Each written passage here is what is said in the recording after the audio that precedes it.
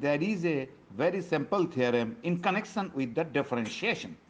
So you have learned what is the differentiation.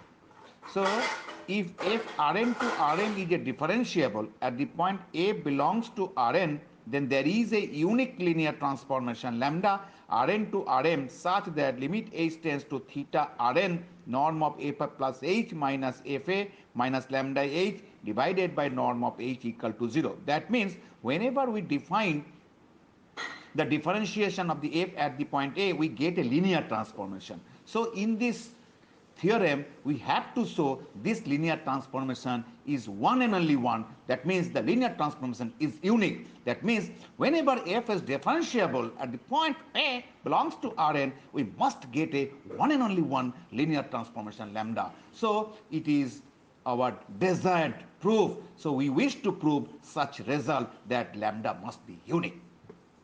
So we shall prove this result by the method of computation. Suppose the linear transformation lambda is not unique. That means there exists a linear transformation mu from Rn to Rm for such that limit h tends to theta Rn. That means h tends to 0 where 0 belongs to Rn. That is because whenever h is taken, h is taken from Rn. So therefore theta belongs to Rn because h goes to 0.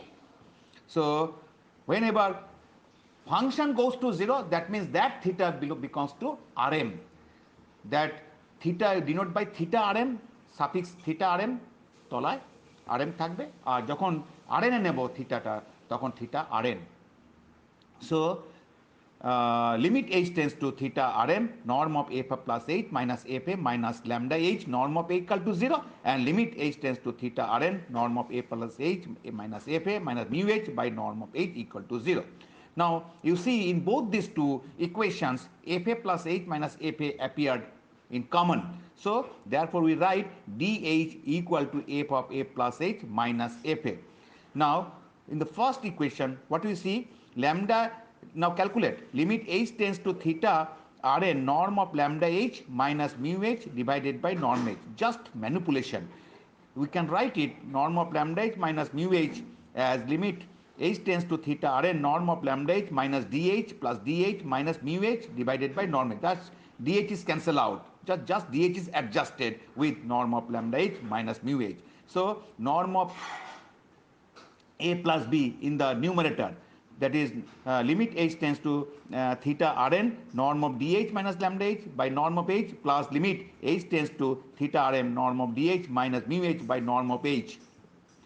Now as it is seen from the first two equation f of a plus h minus Fa minus lambda h by norm of h over the limit h tends to theta equal to 0. So therefore in the right hand side of the previous equation norm of dh minus lambda h by norm of h tends to 0.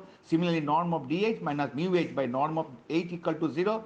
So therefore limit h tends to 0 norm of lambda h minus mu h by norm of h less or equals to 0 since norm can never be negative. So therefore limit h tends to theta norm of lambda h minus mu h by norm of h equal to 0.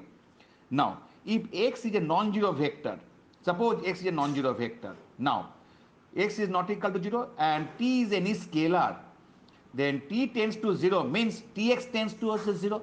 X belongs to Rn where x is a non-zero vector. Now t tends to 0, then tx goes to 0 which is again an element of Rn because x is an Rn. Rn is a vector space. So if we multiply by tx, then tx is again an element of Rn. So x tends to 0 means tx goes to 0. So we have what we see now substitute in the first, that is equation 1, that is 0 is equal to limit t tends to 0. Now substitute h by tx, substitute h by tx. So if h tends to 0 means t tends to 0. So limit t tends to 0 norm of lambda tx minus mu tx divided by norm of tx equal to t into lambda x because lambda is linear transformation. Lambda of tx means t of lambda x, mu of tx means t of mu x because lambda and mu are both the linear transformation. So it becomes limit t tends to 0 norm t into lambda x minus t into mu x divided by norm tx ছিল সেটা মানে mod t into norm of x. So according to the norm characterization, so what we see, limit t tends to 0 mod t into third bracket norm of lambda x minus mu x divided by norm mod t into norm x. Mod t cancel out. So this is independent of t. Now what we see, norm of lambda x minus mu x by norm of x equal to 0. So this is true for all x because right hand side is independent of t. So it is treated as a constant. So what we see, that is norm of lambda x minus mu x by norm of x equal to 0. That means norm of lambda x minus mu x equal to 0. So that means lambda x minus norm of x equal to 0 মানে x equal to theta vector. So norm of lambda x minus mu x equal to 0 means lambda x minus mu x equal to theta vector. So lambda x equal minus mu theta vector টা কোথায়? Rm A, because lambda is linear transform from Rn to Rn. So here theta belongs to Rn. So lambda x equal to mu x. So this is true for all x. That means lambda is identical with mu. So whenever f is differentiable, we get the one and only one linear transformation lambda.